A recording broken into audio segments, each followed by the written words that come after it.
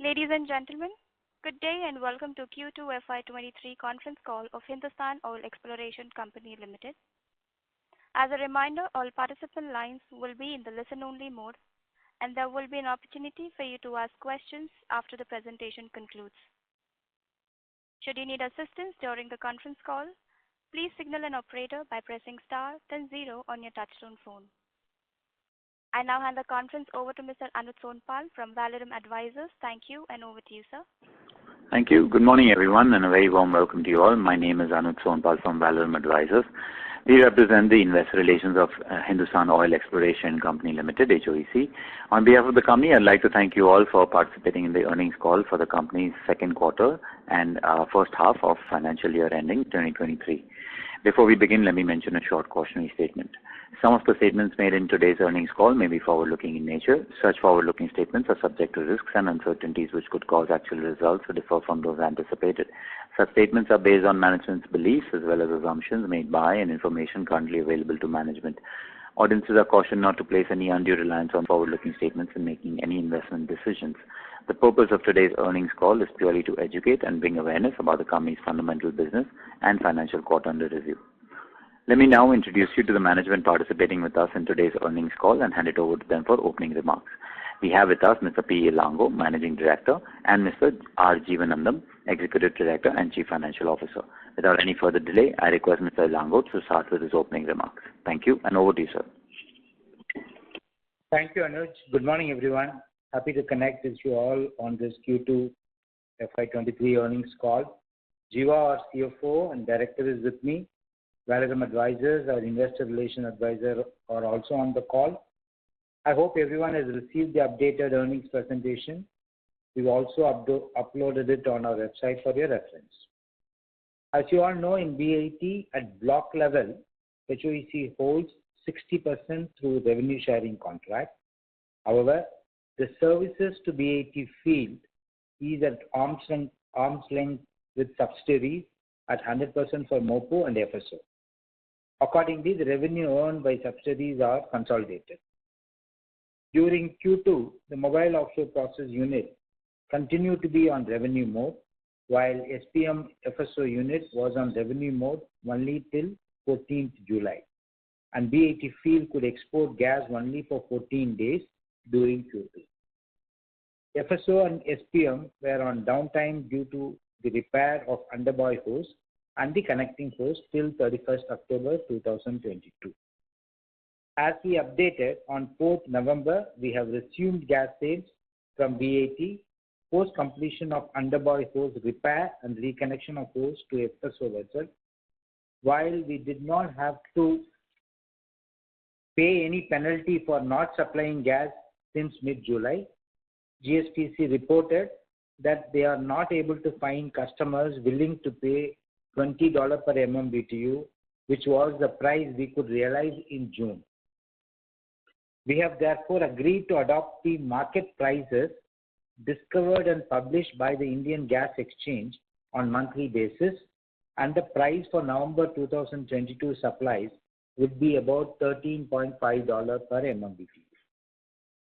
We will be amending the gas sales contract accordingly, and we are currently producing about 11 million standard cubic feet of gas per day from D2 gas well.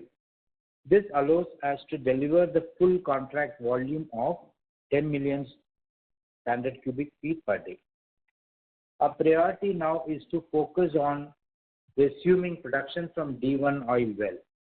Now that the weather conditions at BAT location have improved, we will attempt to address the hydraulic leak issue in the SSSV line connecting D1 oil well to a sealant option. In this method, specialty sealant is injected to seal the leak area. We have consulted technical experts and identified the specialist UK company to carry out the operation. This will involve importing sealant and mobilizing dive support vessel and experts. We would make our best efforts to execute the operations in December. We will notify as soon as the oil production from D1 well is resumed. As we noted, since mid-July, as the monsoon weather picked up, we have seen multiple connecting systems failure. The permanent solution will require us to engage a reputed firm to perform a comprehensive engineering of the system, including all required analysis.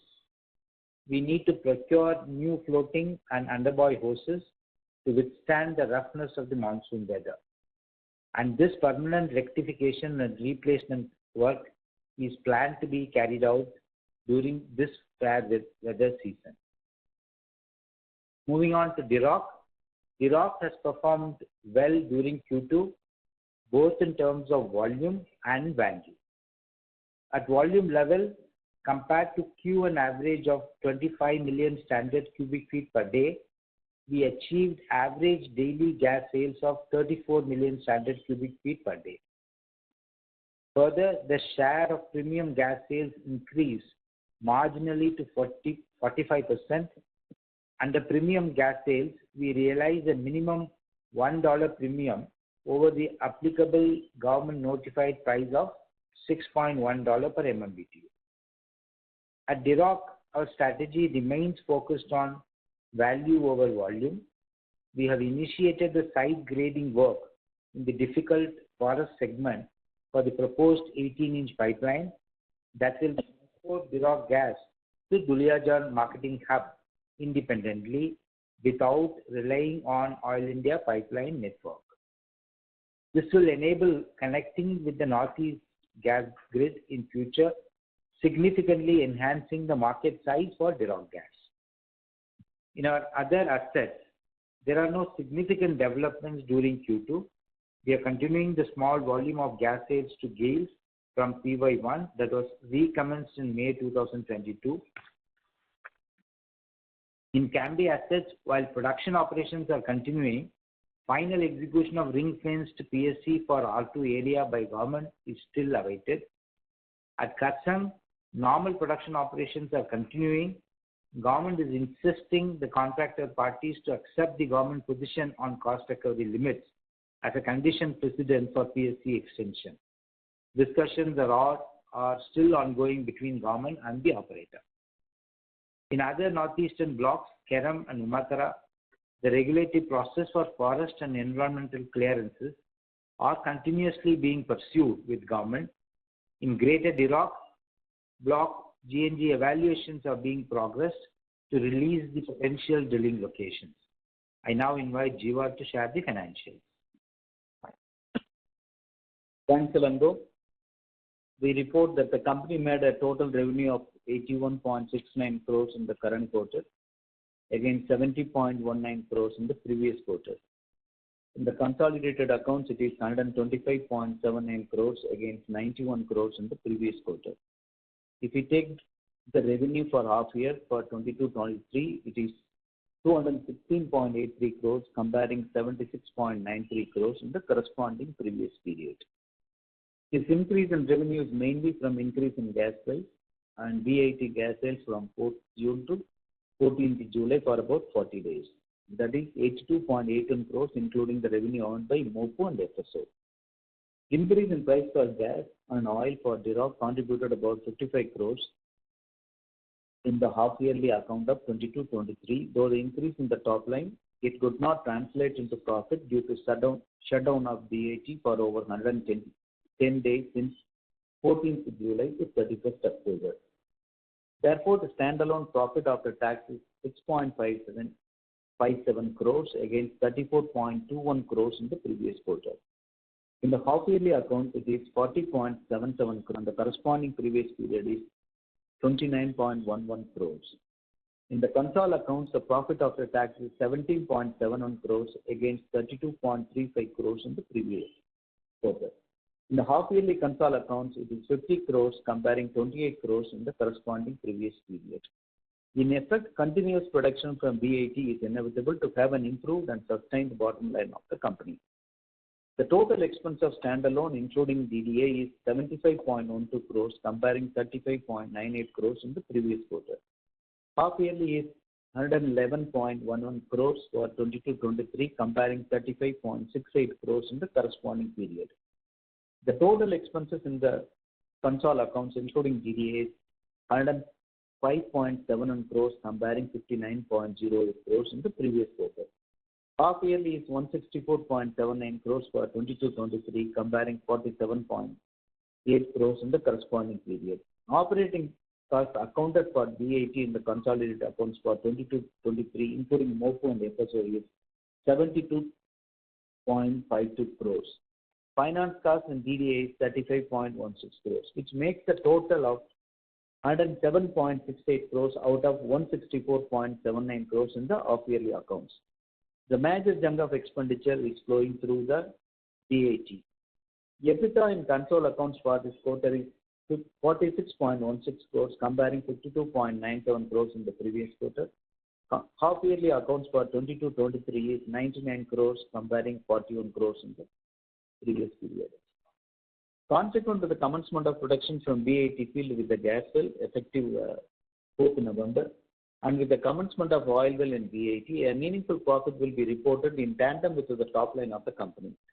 As these assets are capitalized, revenue and cost mismatch are expected to be reduced substantially on commencement of D1 well. It is a fact that the costs are not linear to production, therefore it is important to put D1 well on production at the earliest opportunity. Continuous production from BAT field is inevitable to have a revenue for offshore installation, MOPU and FSO and SBM owned by wholly owned subsidiaries. On full production from BAT, with the support of ongoing high oil prices and gas, the company can meet its obligations. Revenue mismatch is being addressed. The company is in the process of raising equity and debt capital to sort out the working capital issues and to embark on the development of dormant assets in the western region and PY1. It is submitted that the GNG review has been completed for PY1 and locations were released. Thanks, Abhinandan. Thank you. We can now open the forum for questions, please. Thank you very much. We will now begin with the question and answer session. Anyone who wishes to ask a question may press star and 1 on their touchtone phone. If you wish to remove yourself from the question queue, you may press star and 2. Participants are requested to use handsets while asking a question. Ladies and gentlemen, we will wait for a moment while the question queue assembles.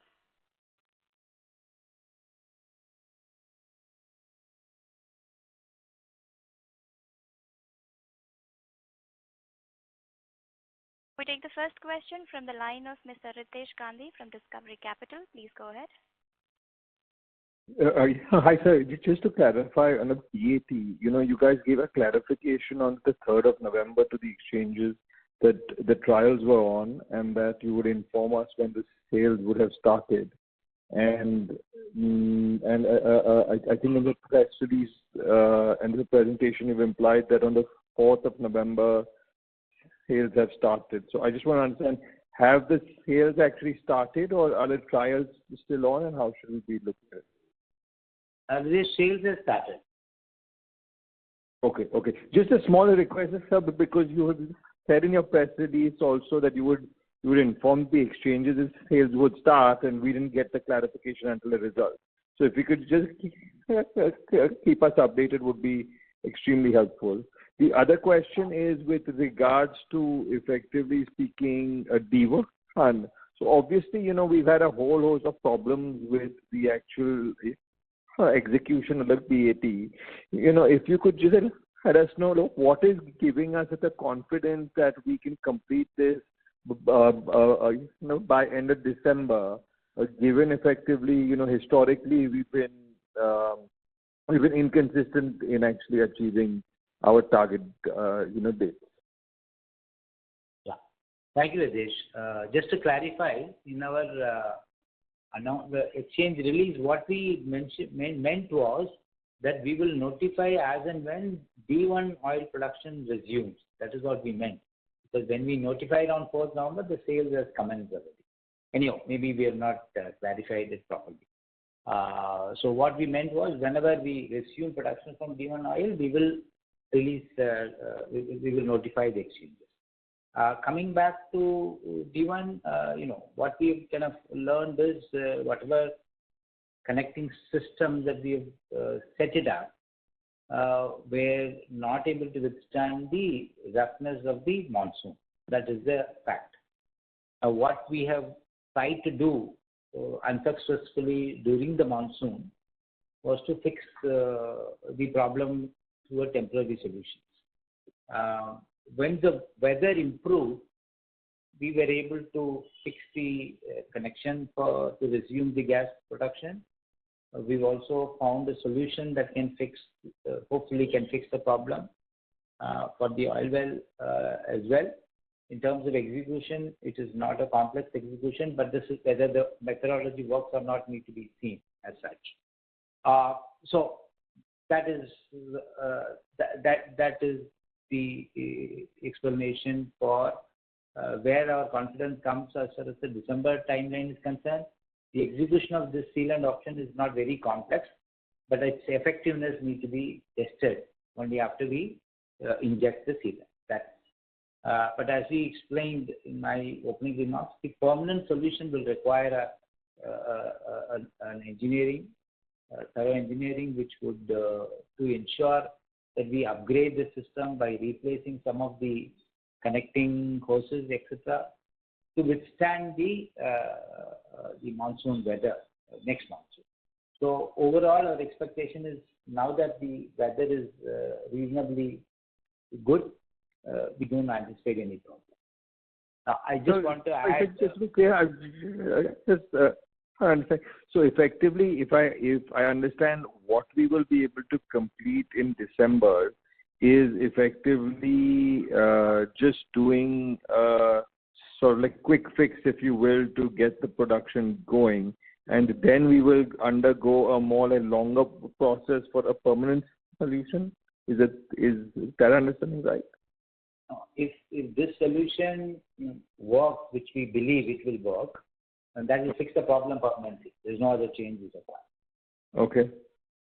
And in the event it does not, then we'll have to go back to a more permanent solution, looking at other engineering solutions.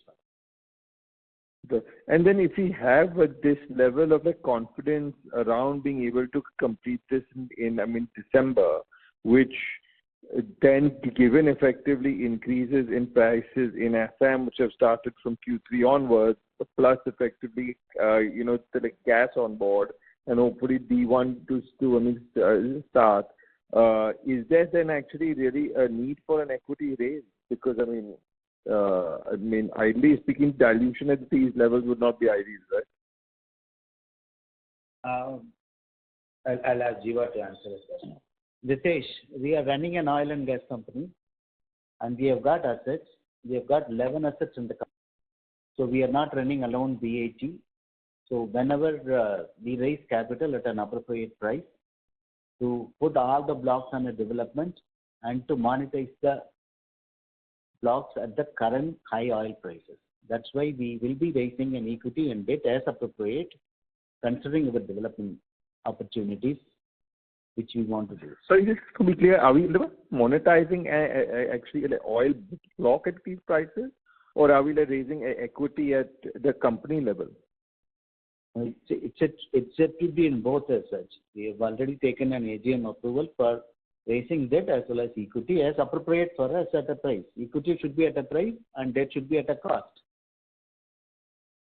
Got it. But this would be equity at the listed entity. We aren't looking at exiting at the asset level, which is what you, I think, indicated. No, it is not stated. It is what, see, oil and gas companies, wherever they've got a higher participation, if you wanted to bring a partner, they will bring the partner there. Okay. So we are evaluating. Sorry to interrupt, Mr. Gandhi. I'll we request you to please return to the question queue as we have follow-up questions, sir. Yeah, okay. Thank you. Ladies and gentlemen, in order to ensure that the management is able to address all the questions from the participants in the conference, please limit your question to 2 per participant. Should you have a follow-up question, we will request you to rejoin the question queue. We take the next question from the line of Mr. Shivashankaran from Antique Limited. Please go ahead, sir. Thanks for the opportunity, sir. A couple of questions. One on the cost of repairs after the September month, so October so far and November. whatever we have spent, and what do you plan as an estimate for fixing the D1 well as well? So if I were to look at overall cost for having normal production in B80, what is the cost we are looking at before the normal production starts?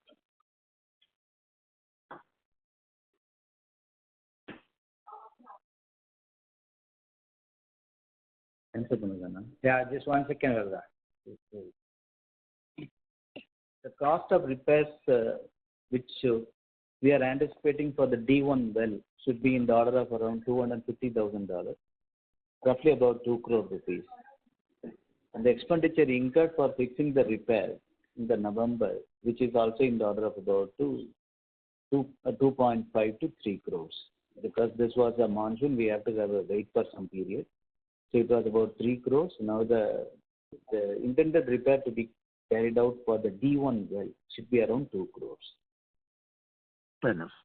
And in the case of subsidiary, if it is possible to give us a top line and EBITDA for last quarter?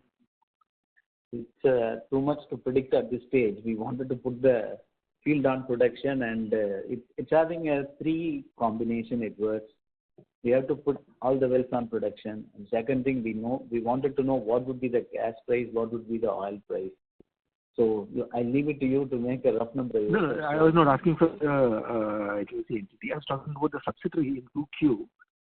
What was the top line? And Q2 for the subsidiary. 2Q for the subsidiary. That is the difference between the... It's a straight difference between the two. Okay. I got it. Between the Concall and this thing. Got it. Yeah, sure. Thanks, sir. Thanks, sir. Thank you. Thank you. Our next question is from the line of Mr. Rohit Poti from Marshmallow. Please go ahead, sir. So thank you for the opportunity. So just to continue on B80, so D1, from what I understand, if it works, will be a permanent solution, and D2 right now is a temporary solution, sir. Is that correct? I think, Rohit, I would like to tell that because there was a leak got fixed. Now, what has happened that we don't have a spare hose with us at that point in time. Now, we would be procuring the spare hose for the underbuoy as well as the floating. That we will be getting stocked with us. Even if there is subsequent leak thereon, we will be able to use the new hose immediately. That's a logic of it. That costs around $250,000 to $300,000. Now we will be placing an order for it and get it on board the vessels. So you're talking about D2, right? So the gas well? No, but both the wells, D2 and D1, both have an oil production. So to have a continued production from the field, we need to have the FSO therein, and as well as the underbuoy hose and the floating hose. So there was a problem in the underbuoy hose and floating hose, which we fixed it now. But now we will be having a spare hose procured and ready. If any subsequent problem erupts, that we will be able to install it. Understood. So there's a little bit of confusion because in the AGM it was mentioned that we are looking for a temporary solution in D2, and we are procuring some additional material which have which requires 6 to 9 months to procure it because of supply chain issues or delay. I mean, because it takes time to produce that particular material and bring. So, does that situation remain? And follow up to what you said was, if there is an issue in the next monsoon, it will be a similar issue, right? Where in the rains we are not able to change it. What we are planning as such, this will be continuing according to us. And if any problem erupts, and before the month of May itself, we will be changing with the new hoses in a way that we don't want to take risk with the monsoon. Okay, and this new hose that you're talking about is, I mean, it's the same hose that we have put right now, or is it a better product or something? It is a different type of hoses which is being engineered in a manner that suits to our requirement by a company in Dubai. Baynet Energy is doing the work on it. Once they come out with the specifications, we will place an order for it. Perfect. Okay, so this was helpful. So just a couple of questions on the capital raise. So in the AGM, it was mentioned that in mid-December, I don't remember the date, but somewhere in December, we're looking to closed the equity raising and did maybe some amount of debt raising as well. So I was just trying to reconcile the cash flows with the requirement for funds. So we have DROC, which is functioning well and providing us a lot of cash flows, and we have D1 also providing cash flows with the D2 providing cash flows, and D1 also will provide cash flows, and these two will provide material cash flows along with the subsidiary.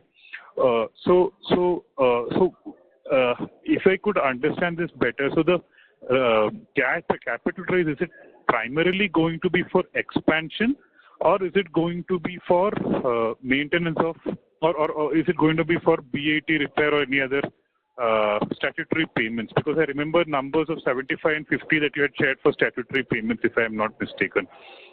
So if you could explain further on how much cash we need exactly, because it seems like the operations are generating will generate considerable amount of cash along with the rock.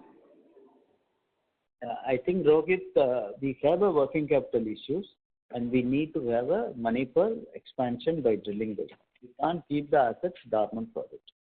So we equally conscious about, you raise the issue on the AGM itself, that we are really conscious about the dilution impact. At a price only we will raise the equity, and at the same time we are endeavoring to raise some debt in such a manner to overcome the working capital issues. Then with the new capital, we will sure that will go only for the expansion of the development of the assets, which requires only a marginal capital like PY1. Okay. Understood. And we expect the capital raise to happen. Sorry to interrupt, Mr. Rohit. May we request you to return to the question queue, sir, for your follow-up question? Thank you. We have several participants waiting for their turn. Thank you, sir. We take our next question from the line of Swetcha Jain from ANS Wealth. Please go ahead. Hi, sir. Thanks for giving this opportunity. Actually, I just need clarification. I think I joined the call a little late, so I may have missed it. I think somebody was asking about confirming the sales in D1 well, right? So the gas sales have started again, right, from 4th of November is what I wanted to understand. Yes, gas sales have started from 4th of November. In our announcement, we only mentioned about we will notify again as and when the oil production starts. Okay. And so next clarification, actually a little bit of understanding, I'm a bit confused. I think what we are planning now is the temporary fix has been done, right? So now we are going to do an additional hose for which we are going to place an order with some company in Dubai. But I think you were also mentioning that we are planning to do some permanent fix, and for which we are tying up with a UK company. So I am a bit confused. Like, are we looking at a temporary solution right now, and then we are going to work towards a permanent solution, or what we will do in December, that will be the permanent solution? So I'm a bit confused as to how we're going to deal with this.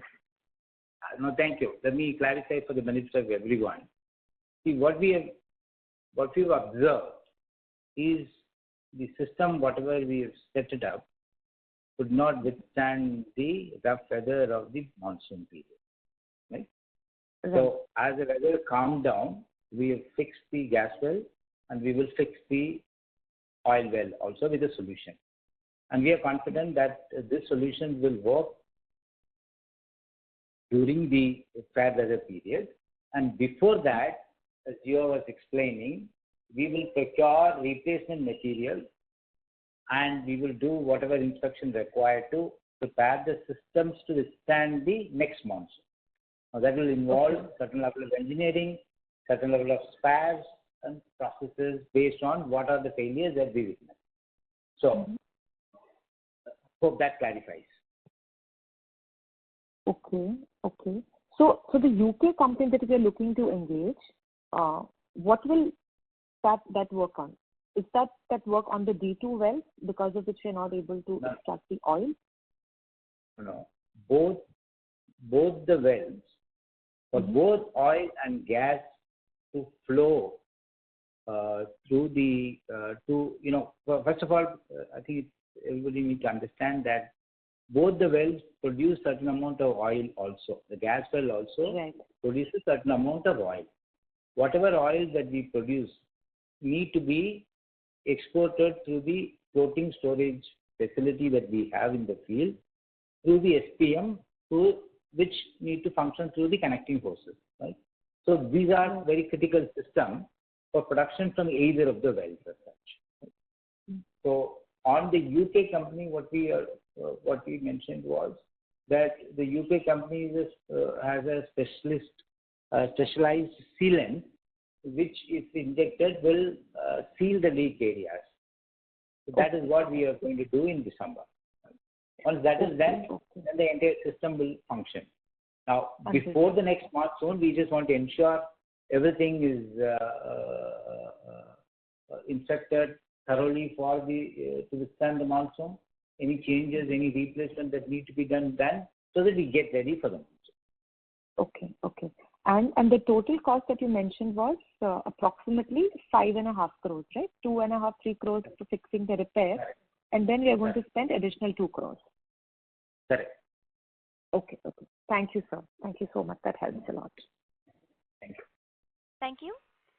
We take the next question from the line of Manan Patel from Airavat Capital. Please go ahead, sir. Thank you for the opportunity, sir, and congratulations for putting D2 back online. Sir, the first question is, if I understand correctly, you mentioned that GSPC, the sales contract with GSPC has some changes in the pricing, and the 22% of oil which they bid has now changed to 1 month price of IGX. So, is that understanding correct? Karan, yes. What we have agreed with GSTC is in the Indian Gas Exchange, the prices are discovered through a competitive process for monthly sales, weekly sales, daily sales. We have agreed that we will adopt those prices to govern the sales in future. So what we have agreed is exactly what you said. So, sir, does that not defeat the purpose of e-auction that we conducted? So, GSPC might have bid extra and got the contract, and now they are saying that they cannot sell at these prices. So, wouldn't any other player would have been ready to it is at a substantial loss, almost of $8-9 to us at this point. So, isn't that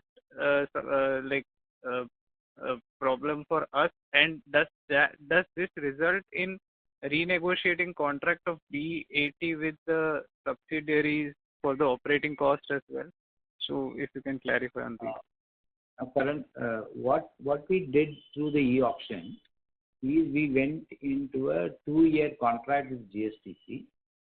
During the first year, both the parties, we agreed that the contracts, gas sales contracts, typically have a provision called take or pay, which is if the buyer is not taking the volume, he still need to pay.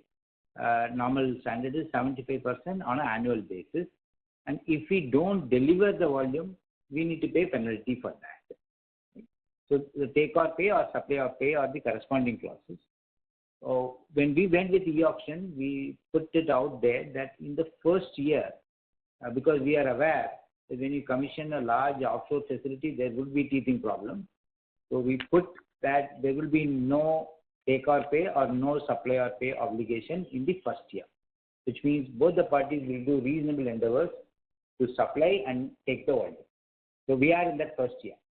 At the end of the first year period, which would be in April 2023, till March 2023, the first year continues. From April 2023, the second year comes into picture, where the obligation for them to take the volume at least 75% on an annual basis at the committed price comes into force. During the first year, both the parties are free. So what had happened, the flip side is, because we did not supply from mid-July to end October, we didn't have to pay any penalty to GSTC because of that clause that protected us. When we went back, GSTC is not a consumer; they're only an aggregator. They said, look, at $20, there's no consumer in India now willing to take the gas. Therefore, we can sell it to anyone we want. We thought the best way to deal with the situation is take the price of the exchange, or I can go to the exchange and get the market prices. But we agreed on this, and we will see. We've got option to raise the volume after things stabilize, to alternate customers also, or get to a point where we will see how, because we'll see how the market prices play out. Ultimately, as a company, we cannot expect more than what the market is willing to pay. Understood, sir. That's very helpful. And sir, second question is, so there was a substantial jump, if I notice from your annual report, in other financial liabilities. So almost 90 crores. And then there are other payables of 57 crores. So these are entirely new items on our balance sheet. So if you can help us understand what are these things for. Yeah. Just hold on. So this is basically the working capital issues, and we have to settle some of those liabilities to the financial liabilities, which is a long-term borrowing, which is because our HDFC loan, which is the left-out period of 17 months, say 18 months, out of the 12 months has to move into from long-term to short-term. So that is where the short-term liabilities are more actually in there. Other than that, some of the working capital issues which we have to address, that is why the liabilities, the current liabilities are more than. Okay. Okay. And that will be largely taken care from the cash flows that you, or debt raising that we do, that you explained, right? Yeah, I think I agree. There is a working capital mismatch. There is a cost and revenue mismatch which has to be get corrected. Okay, sir. Thanks a lot and wish you all the best. Thank you. We take the next question from the line of Mr. Karan Mehta from Nirzar. Please go ahead. Hello. Yes, please. Yeah. Good morning, sir, and thank you for the opportunity. So I just wanted some clarification related to permanent solution. So any major challenge that you foresee while implementing the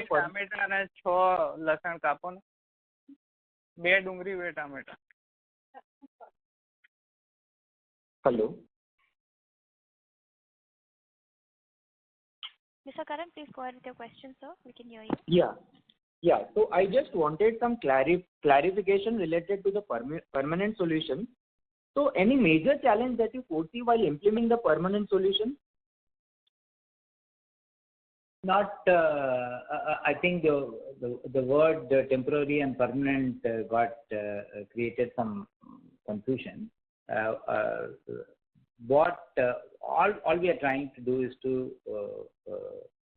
ensure the system performs without any failures, both during fair weather window period as well as the. So based on our initial experience, whatever we have created in the first time could not fully withstand the roughness of the monsoon. Now, as the weather improved, we were able to fix some of the issues and bring one well on production. We will do what is the right technical solution to bring the other well on production.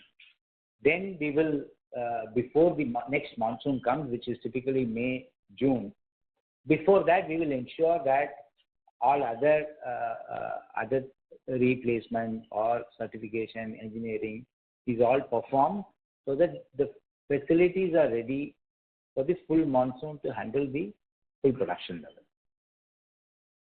Sir, I'll just clarify once again. So are we quite confident of the outcome while implementing the permanent solution? I got the temporary solution part. After we implement the permanent solution, are we quite confident of the outcome? Yeah, obviously, when we choose a solution, we do consult the experts and take their recommendation and implement, right? So unless we are confident, we will not choose an option. Okay. Oh, okay. That was helpful. And sir, just wanted some details on the progress of the fundraising activity that we were to conduct after the AGM. And also one clarification that whether this fundraising will be on company level or field level. Any equity raising could be only at the company level, and that's what we plan for it. Any debt raising is at the company level, both at the company level and at the, as a running oil and gas company, wherever we have got more participating in this, which we want to dilute and reduce our risk exposures, at the asset level we will be doing the farming as appropriate at the right price. Okay, and so we have begun. So have we found out the investors? I mean, like if you can throw some light on the progress of the fundraising activity.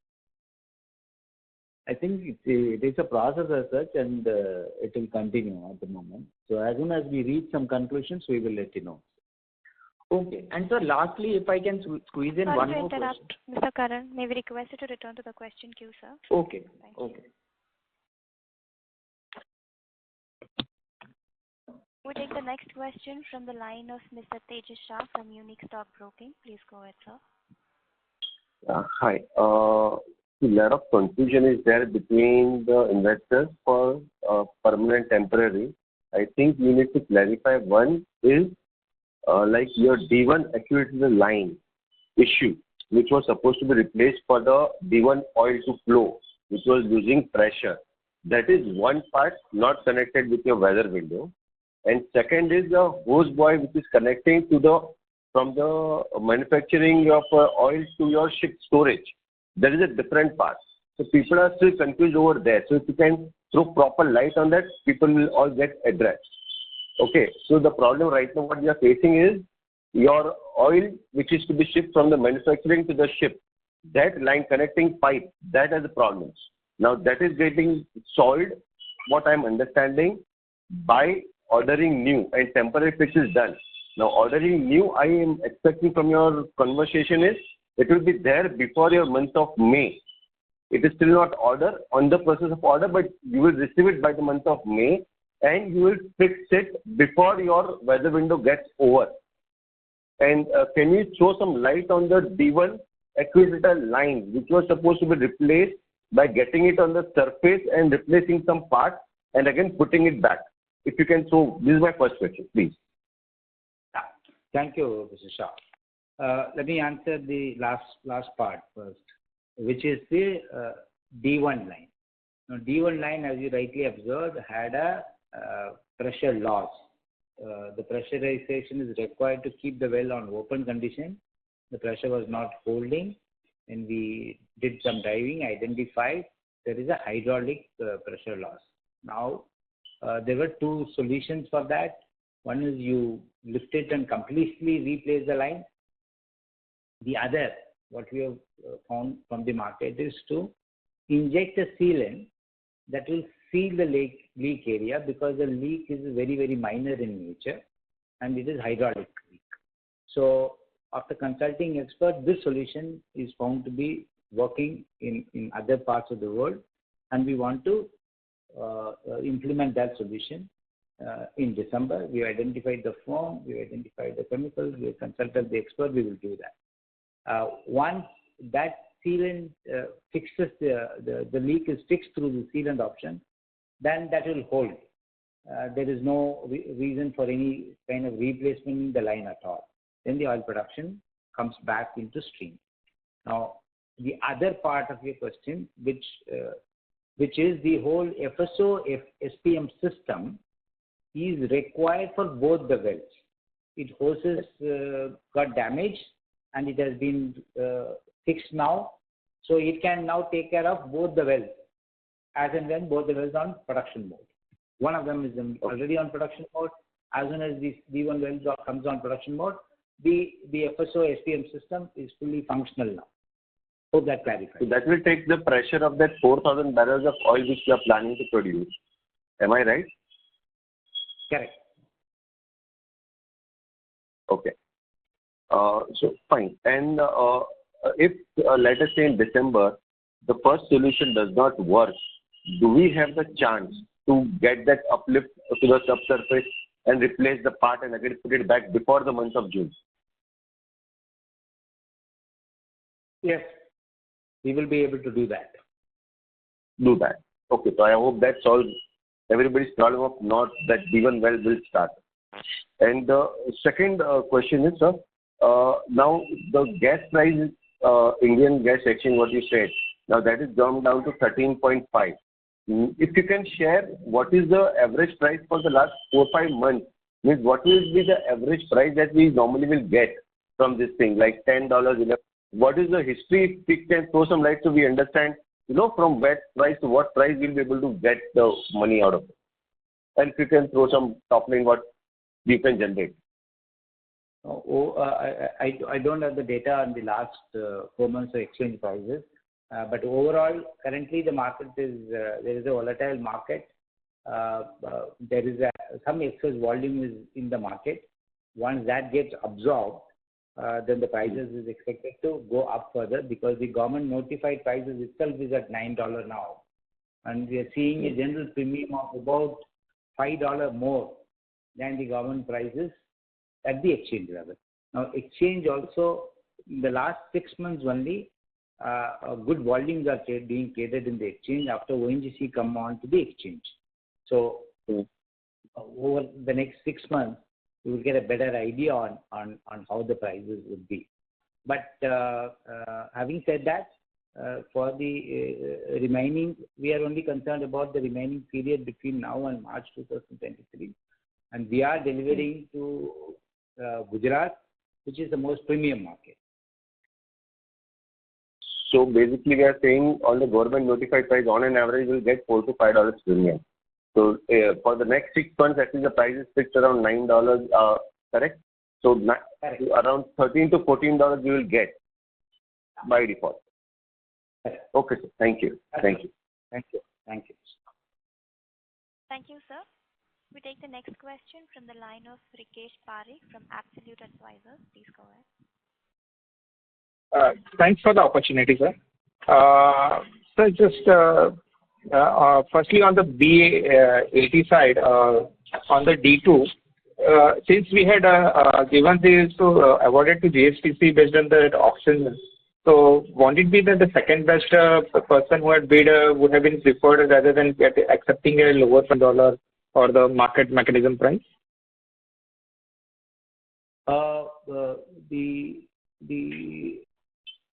Right now, the participants in our e-auction were mainly aggregators of the gas.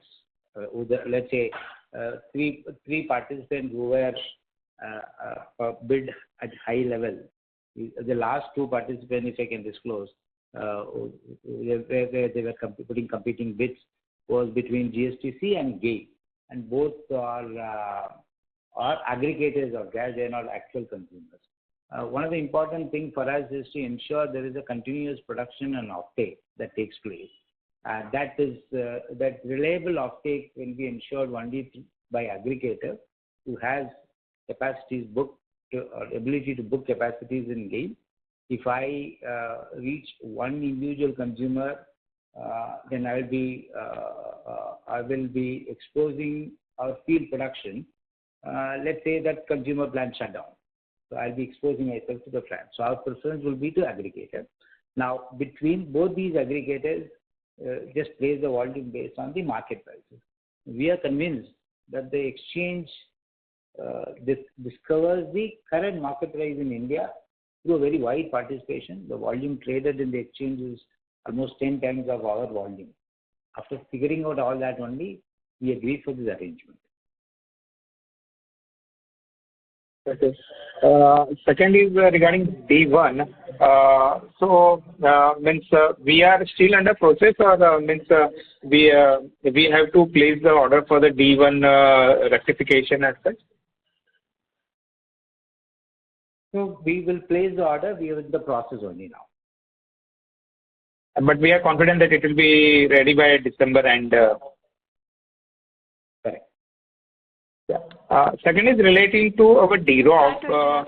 Sorry to interrupt. Mr. Rikesh, may we request you to join the question queue, sir? We have other participants waiting for their turn. Okay. Yeah, I've done the queue. Ladies and gentlemen, in order to ensure that the management is able to address all the questions from the participants in the conference, please limit your question to two per participant. Please limit your question to two per participant. Thank you. We take the next question from the line of Nirbhay Mahavar from N Square Capital. Please go ahead, sir. Yeah, good morning, sir. So, we have had close to 1.5 years of delay in BAT. And I mean, delay in offshore oil projects is very normal thing. So I'm not disappointed with that. But the way management has handled the delay, we talk about quick fixes, we talk about working capital challenges, and the whole approach seems to be very short-termish, which shows lack of commitment of management as well as board. So is there any gap in my understanding, and why is this happening? Because the prices we are getting is definitely going to be way beyond what we had anticipated.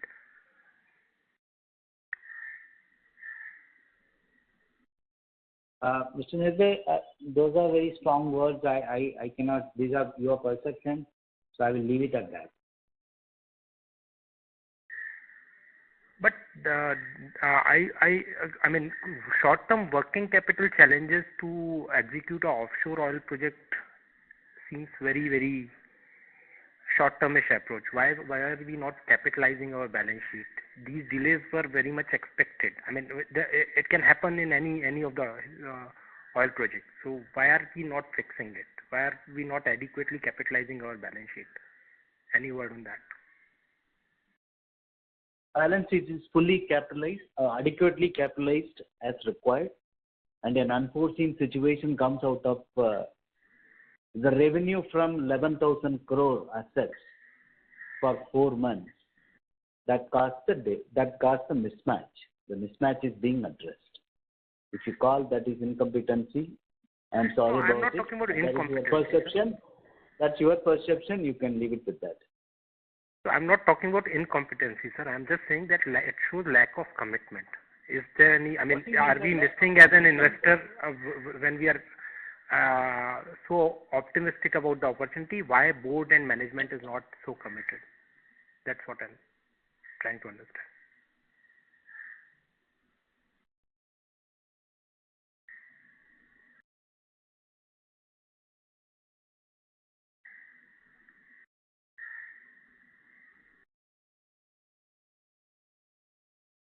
Let's move to the next question, please.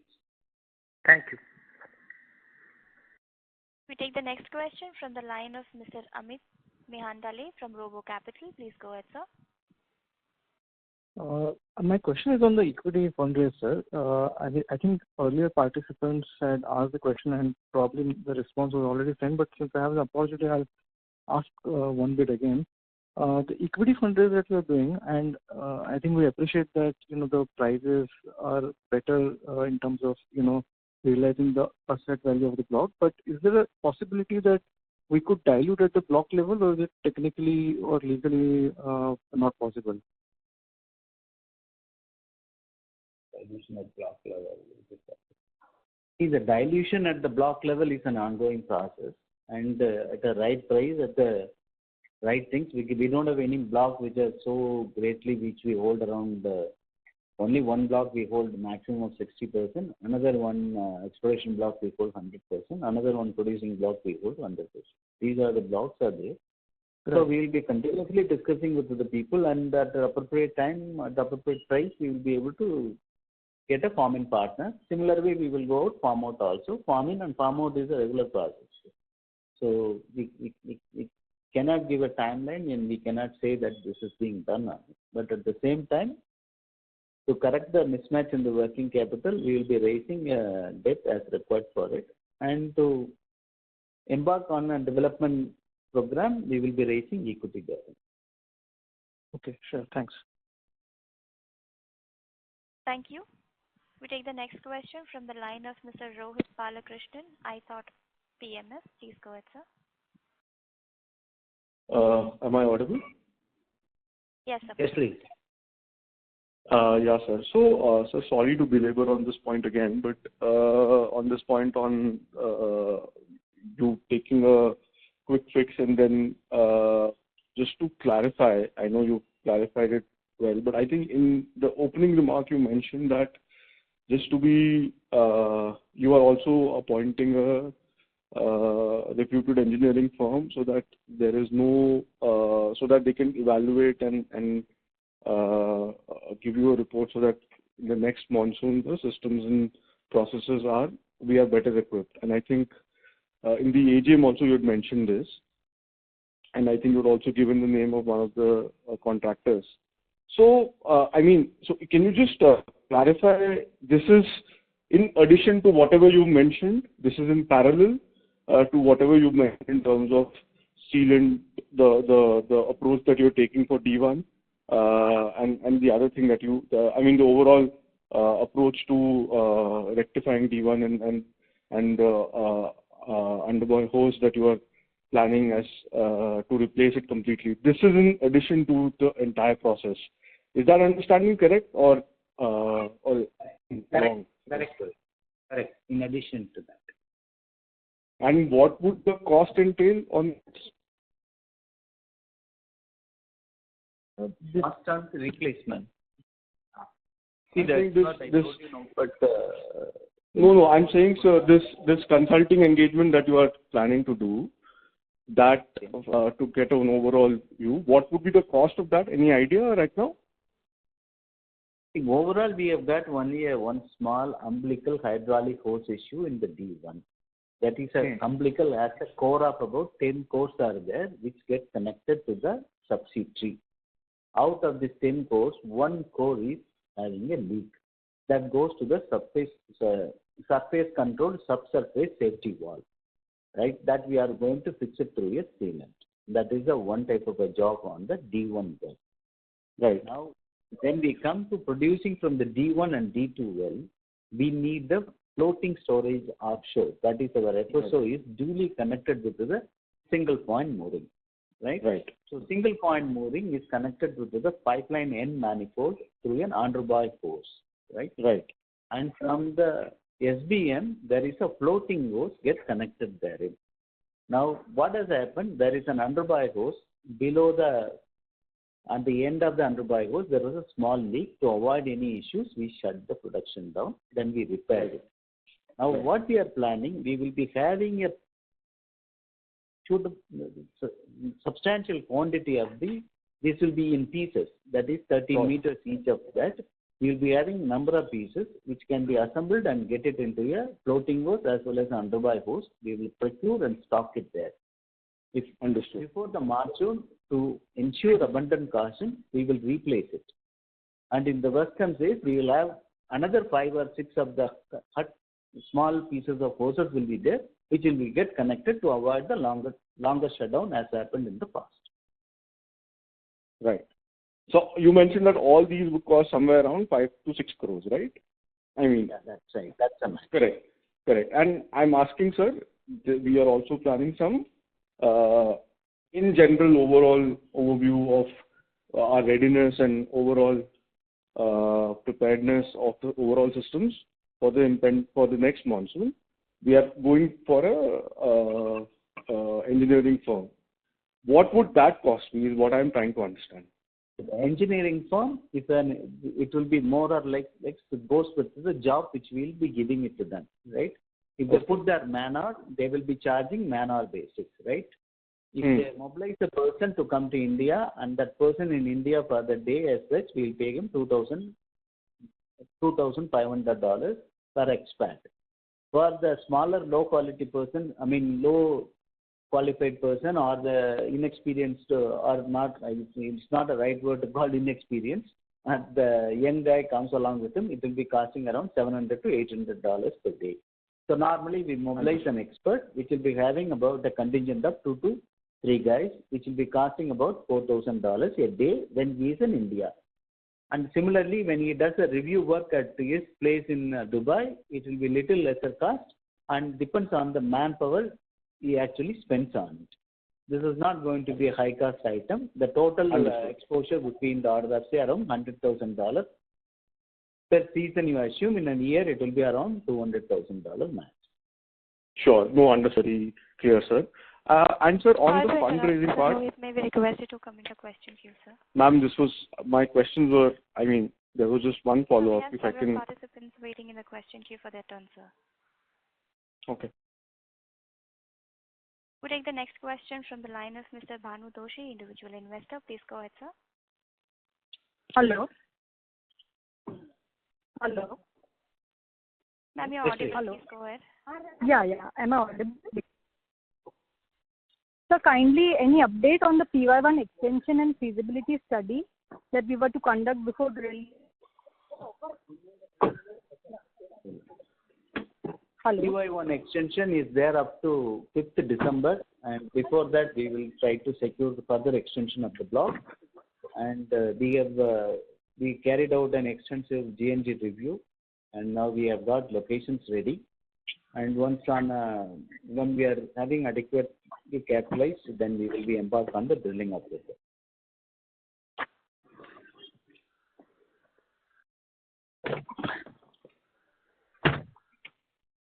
Okay, thank you. Thank you. We take the next question from the line of Mr. Sankal Gopal Krishnan from Motilal Oswal Private Equities. Please go ahead. Yeah, Mr. Elango, hello. Am I audible? Yes, Shankar, please.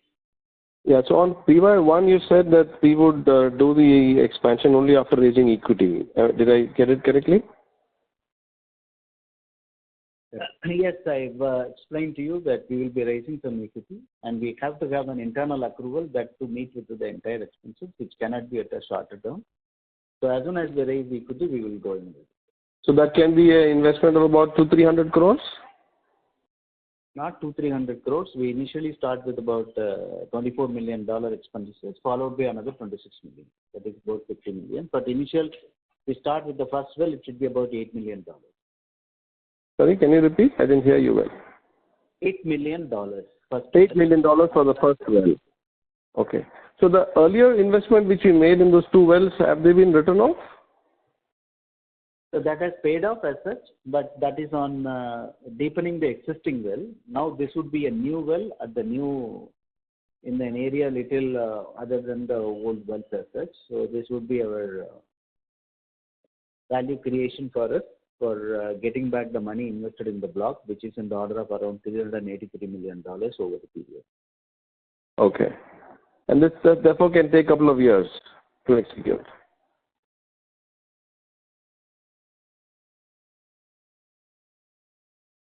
Hello? Hello? Yeah, this can take about a couple of years to execute? Each well takes about 30 days drilling. So if you continue drilling back to back, it should be about 3 months. And installing facilities would be taking about 6 months. In between, the weather window is there another 6 months. So total about 18 months project max. Okay. All right. Thank you so much. Thank you, sir. A reminder to all the participants to limit their question to 2 per participant. We'll take the next question from the line of Mr. Siddhant from Optimum Securities. Please go ahead, sir. Yeah, hello. Can you hear me?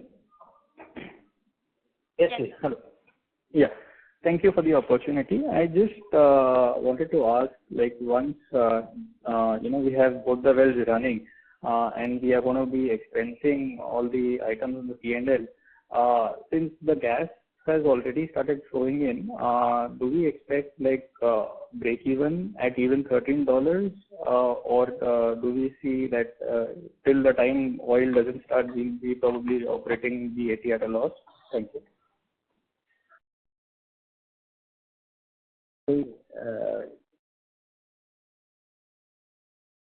Our operating cost at we produce 10 million cubic feet of gas with an oil of about some say 300 barrels. It would be about $12 per MMBTU at the block level, at the BAT level.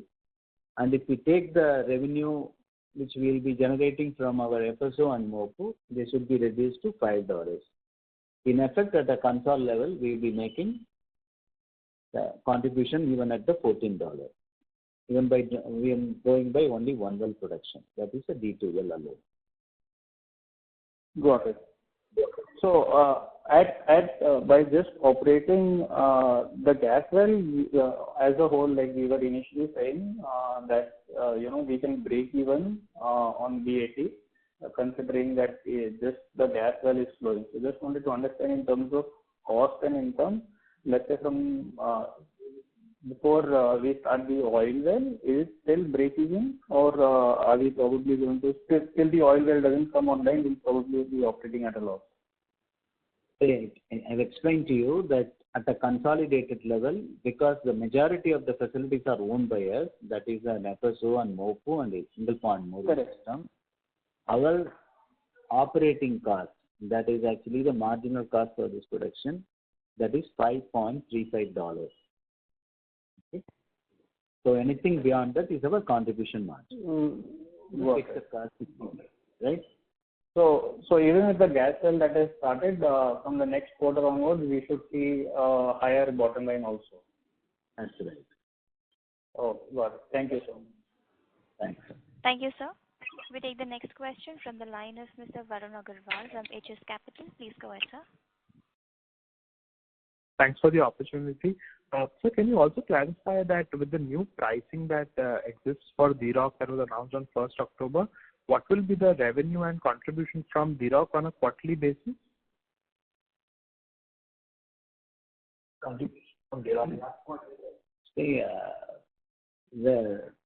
Any increase in revenue, you can assume that would be the additional revenue to us up to 60%. The balance goes as to the royalty and other cess to the oil produced therein.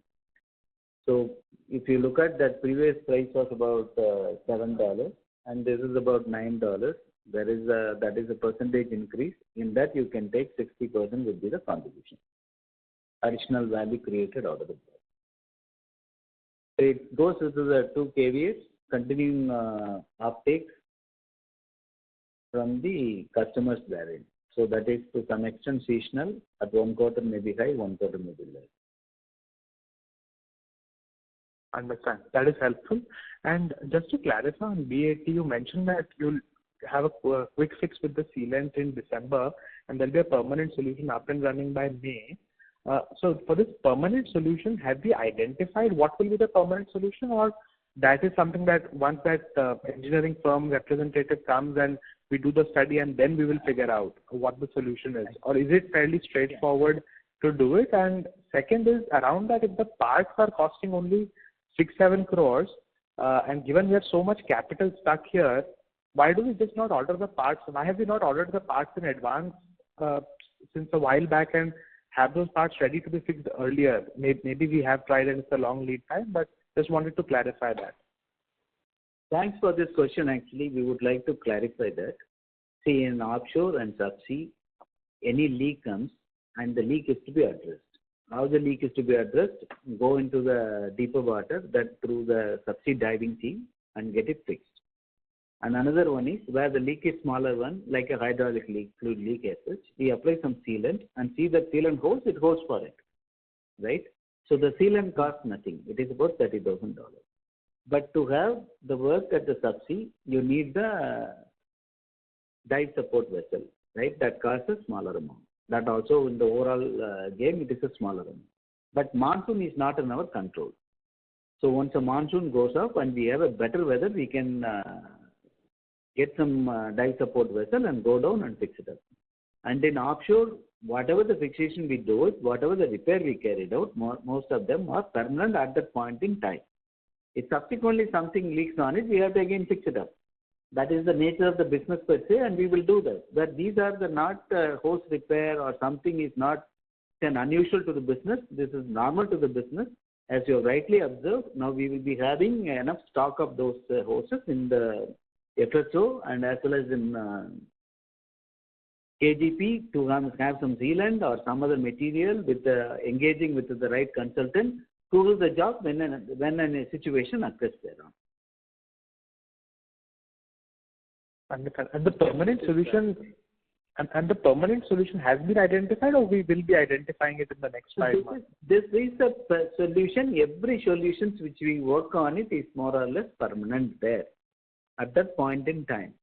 So there is nothing called, if any small leak comes, we have to look at whether we put a sealant or we go and tighten the leak or change the thing. This is an umbilical, will have about 10 small hoses.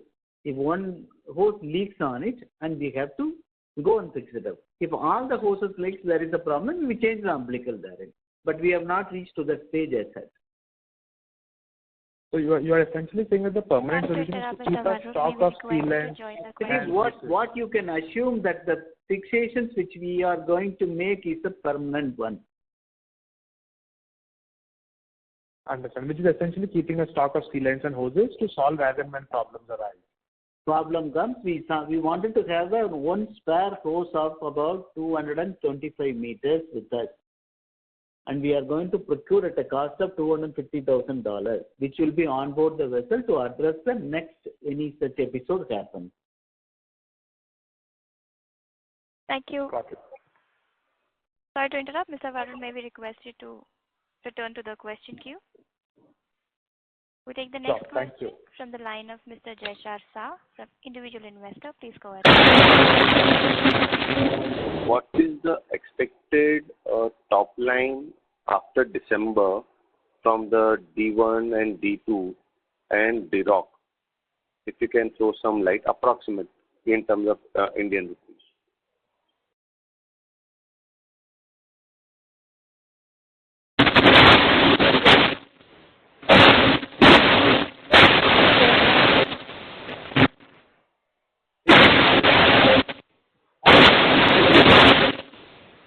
So what is the top line from your BAT and the DROC after December?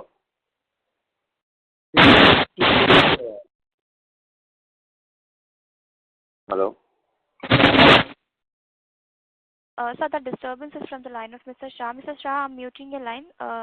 Management, sir, you may go ahead with your response. See, Assam, we have right now the revenues in the order of 62 crores. So that may increase with the increased gas price, subject to the uptake of the gas, right?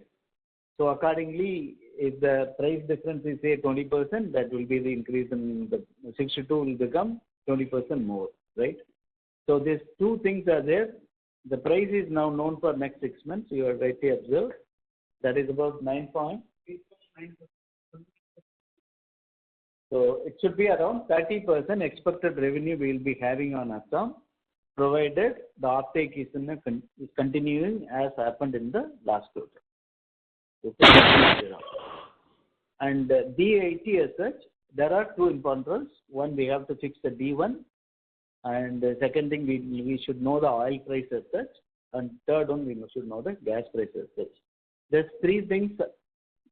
Unless get done, projecting something is not correct on our side, and we will let you know once next quarter with the appropriate number there.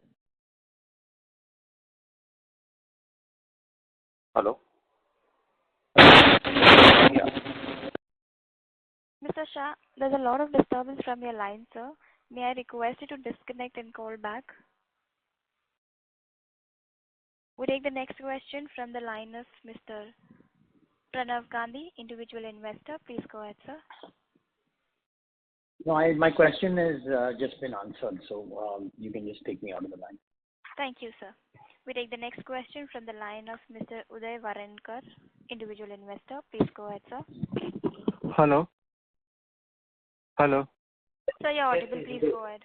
Yeah, regarding FY23, there has been update. I think the operator is trying to secure one FPSO from Norway. So since you are also shareholder in that, do we have any additional update if we have secured that FPSO, or we are planning something on that side? FY23. No, hello. I think FY23 we have no update as such. If any update is come, we will let you know in the next quarter results. Okay, thanks. Additionally, any new fields we are going to auction for? Means we are planning to bid for? As such, nothing has been announced. If anything bid comes, then our team will evaluate. Okay. Thanks. Thank you. We take the next question from the line of Shashil Agarwal from MCC. Please go ahead, sir. Yeah, sir. Congratulations for start of production again. I have only 2 points. One is regarding this FSO and this subsea valve and actuator. Now we are operating in a construction company of oil and gas construction company. Normally, whenever we are getting equipment, these are designed for 100-year storm conditions and they are factory tested at site, so that there is no offshore failures or leakages. So why these equipments are failing in the first year itself? This is my first question. Yeah, a good question, Mr. Agarwal. And you're right, a company like ONGC would adopt that kind of a standard. I think we all need to keep in mind this field, PAT, was discovered sometime in the mid-80s, and ONGC found it uneconomical to develop it. So that is why it came under a bidding arrangement or a discover small field. So obviously, we need to keep in mind during the development process, overall economics of the field, which means the overall cost as such.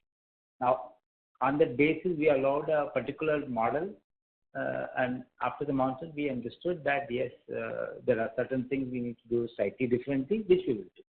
But overall, our objective was to ensure how do we develop this field in the most cost-effective manner, and also as early as possible. Right? This is how we started the journey.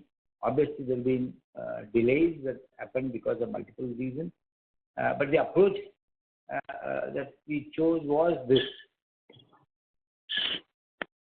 This was a conscious selection process. Otherwise, the field itself would not have come for development. Okay. The other thing, umbilical has 10 cores, and there is leakage in 1 core. Can we, if the sealant is not working, then can we use other core for operating the umbilical, this actuator, or we will have to essentially replace the umbilical itself? And if that case is, just a second, sir. If that is the case, then better to order that umbilical, because otherwise we may miss this good weather period again. See, this total, if I explain to you properly, the umbilical is less than a kilometer, right? That's the length of the umbilical. The umbilical cores, which each core is having a different sizes for chemical injection differently, and the surface control safety valve differently, and each one is having a different size. That we don't have any spare code for the surface control, subsurface safety valve. So that's why we are looking for a sealant, and if sealant should work, and if sealant doesn't work as such, then we will be using, we will be going for the tree side as such to tighten the leak as such. So we wanted to look for an optimum solution, just a sealant that will work for us. In either case, we need a DSP to go down. So for that, the saturation diving is required. So that's why we are waiting for the fair weather. Now the fair weather starts in December, so we will be doing at that point. So if this does not work, means my point was only for this, that if that doesn't work, and we will be in December. If it doesn't work, it's nothing. If it doesn't work, we pull the tree cap and then we will tighten that.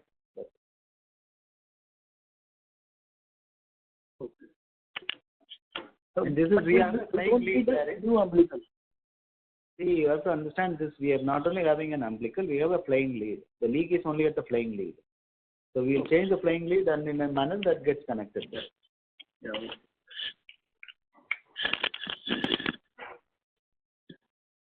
Thank you. Okay, thank you. We take the next question from the line of Mr. Natwar Gupta from Applied Capital. Please go ahead, sir. Hi. My questions relates to the fundraising. So what is the timeline for it, and what quantum of money are you planning to raise? And then if you can break it down to the use of the funds, how much in CapEx, how much in working capital, and how much to repay debts or whatever. So if you can just throw some light on that. See, the quantum approved by the shareholders are 250 crores. So that is the number. And we intend to raise this within a period of, say, 3 months. The end use therein is for major portion goes for the development of PY1 drilling well. And the working capital needs about, say, 100 crores.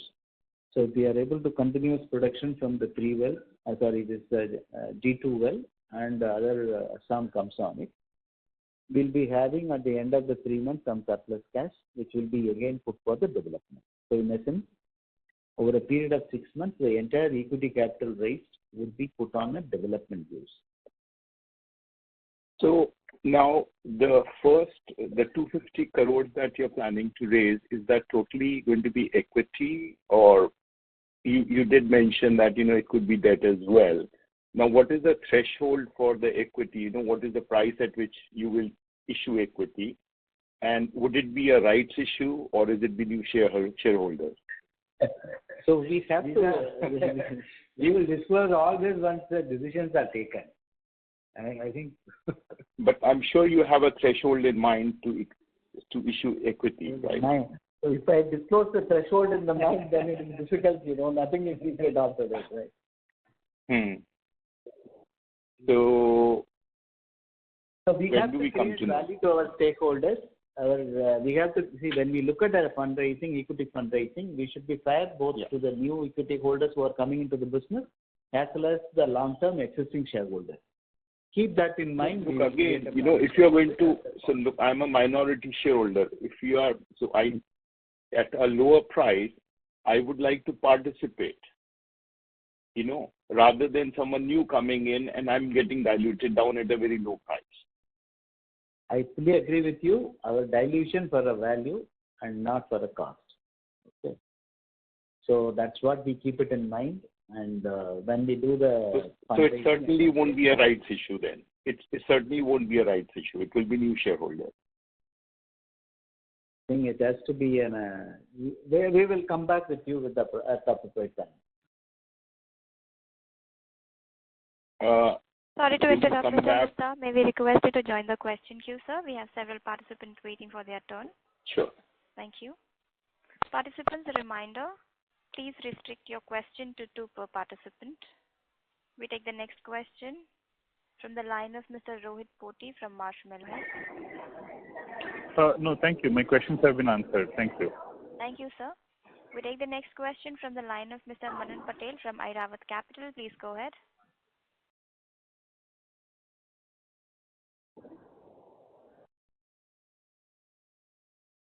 Mr. Manan, your line is unmuted, sir. Please go ahead with your question.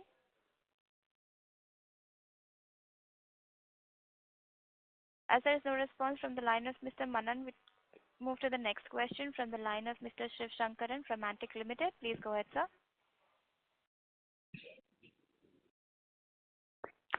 Thank you for the opportunity again. So the D2 well, when you're producing gas, as of now, you said there is some oil also coming. So is there some number, currently we are producing and storing? At 10 million cubic feet, we are getting around 300 barrels per day. So currently that is being stored in the... That is stored in the FSO. Fair enough. And as far as the GSPC contract is concerned, this IGX basis is only for the next 5 to 6 months. Once the second year kicks in, you go back to the original contract, or how is that? Correct. Fair enough, sir. Thank you. Thank you very much. We move to the next question from the line of Ashwin Reddy from Hamatama Investment. Please go ahead. Yeah, hi, good afternoon, sir. The first question is on Dirok.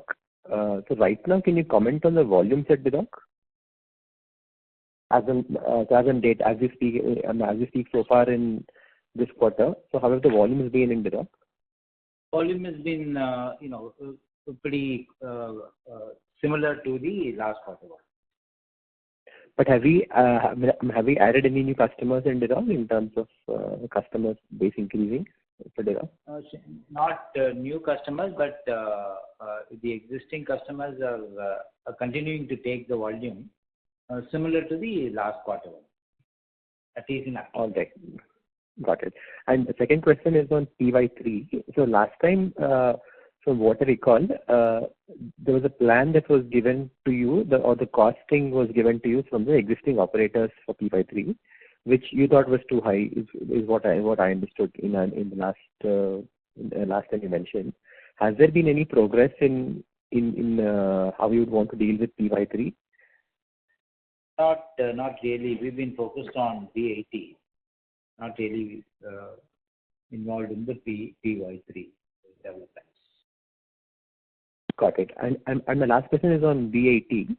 So for the D1 well, is it safe to assume that irrespective of the first solution through a sealant or the second solution that you plan to do, will this get done before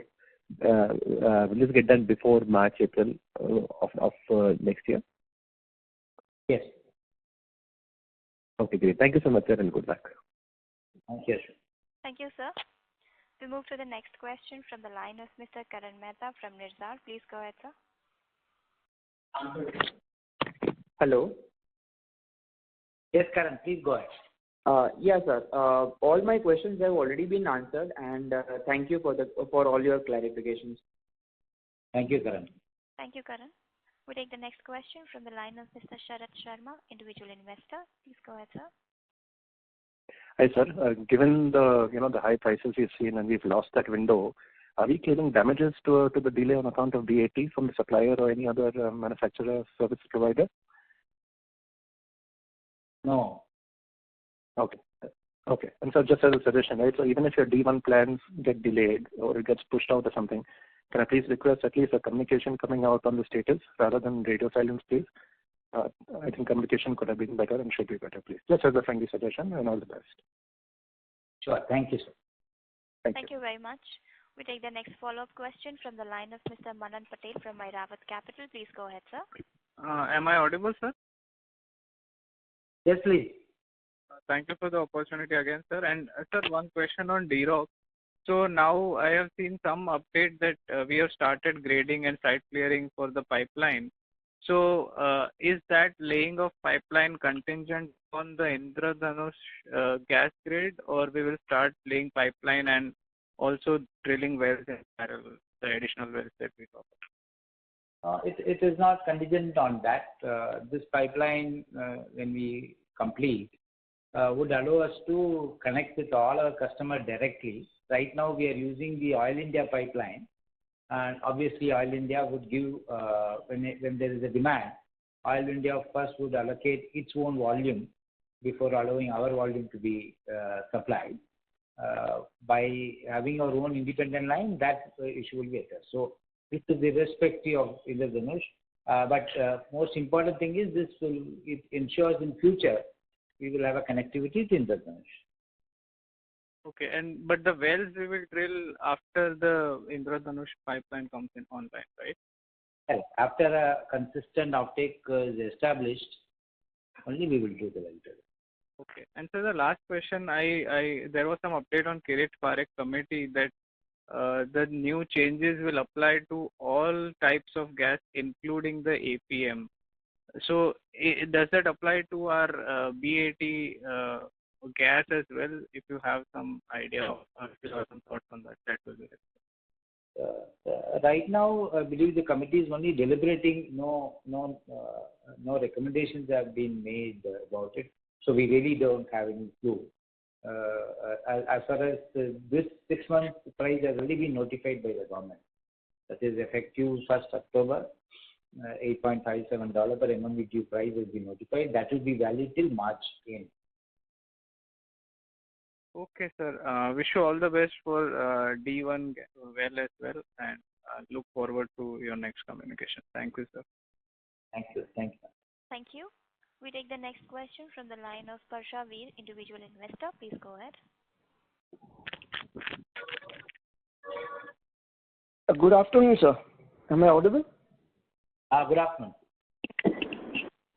Well, just wanted to understand on the equity raising, would the current shareholders of the company be allowed to participate in the same, or would it be on an, at a higher level? We have not come out with any fixed mode of raising equity. We will inform you at the appropriate time. And is rights issue also an option that can be considered? All options are being evaluated, and we come out with the right option at the right time. All right. Thank you so much. One more thing. I really appreciate all the hard work put in by the management and the entire team of HOEC, because this is not an easy thing. From past 5 years, you guys have been continuously working towards it with very good commitment levels. So really appreciated the efforts and the commitment that the company has been showing towards the assets and to create value for the shareholders. Thank you so much. Thank you. Yes. Thank you, sir. We take the next question from the line of Jangu Fitar, individual investor. Please go ahead. Hello, sir. My question is regarding PY1 field. Is Hardy the operator now also, because they had filed a suit against HOEC, and or HOEC has got the operatorship of PY1 field? Because it's a whole producing field. Because of small problems regarding that floating barge, that field was shut in 2011. So that's what I wanted. Yes, sir. Yeah. There are two fields in Eastern Offshore. One is PY1, which is 100% owned and operated by HOEC. I'm sorry that I mixed up, sir. I got mixed up. PY1 is the gas field, which we supply gas to GAIL India. Previously, it was through, we were supplying it to a power plant, and because of that, there were a lot of issues. I'm sorry. Okay, sir, you can. So what will be the status of PY1 field, sir? Yeah. As you were saying, PY1 is 100% owned and operated, and we are supplying. We explained our earlier plan. PY3 is operated by another company. We have a legal dispute with them that is in court, so we can't provide any update on that. It is in the court. Matter is sub judice. Okay. But the PY3 field is now producing oil, or it was shut down in 2011. After that, it has stopped. It has remained shut down. It has remained shut down. So there is no chance of that thing getting sorted out early. Hello. Okay. No, we really don't have any update on PY3. As I said, we have a legal case, and all we know is that field is not on production or on wait. But PY1, the previous two wells which we had drilled from where there was gas being produced, are those gas now also operational, or wells operational, sir? Yes. We are operating the wells and supplying the gas to GAIL from PY. Okay. Thank you very much, sir, for the information. God bless. Thank you. Thank you. Ladies and gentlemen, that was the last question for the day. I would now like to hand the conference over to Mr. Ilango for closing comments. Thank you, and over to you, sir. Thank you. Our topmost priority is to achieve sustained and stable production from both oil and gas wells of BAT. Our portfolio consists of significant discovered but yet to be developed resources across PY1, Dirok, Kasang, and Cambay assets. For the last few years, all our capital investment and management focus have gone exclusively to BAT, delaying development and monetization of other discovered resources in our portfolio. Purpose of the proposed fundraise is to have access to capital so that all projects can be progressed simultaneously rather than sequentially. Once the company is infused with additional capital and technical resources, it can embark on its next phase of production growth comfortably. Thank you for joining. Thank you. On behalf of Hindustan Oil Exploration Company Limited, that concludes this conference. Thank you for joining us, and you may now disconnect your lines.